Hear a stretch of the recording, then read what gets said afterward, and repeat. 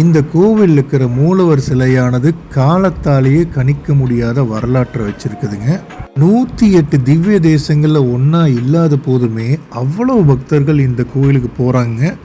நிறைய பேர் குழந்தைகளுக்கு சோறு ஊட்டுறதுக்கு இந்த கோவிலுக்கு தான் போறாங்க. இந்த கோவில் இருக்கிற சிலை அற்புதமான மருத்துவ குணங்களை கொண்ட பட்டாள அஞ்சனமா அப்படிங்கிற சக்தி வாய்ந்த கல்லாலான சிலைன்னு சொல்லப்படுதுங்க. பூலோக வைகுண்டமா, பூமியில இறைவன் இருக்கிற இடமா கருதப்படுற அற்புதமான தலை இதுங்க. தேவ சிற்பியான விஸ்வகர்மாவால் குருவாயூர் கோவில் உருவாக்கப்பட்டதா சொல்றாங்க. குரு மற்றும் வாயுவால் பிரதிஷ்டை ஆனதால் குருவாயூர் அப்படின்னு பேர் பெற்றிருக்குதுங்க.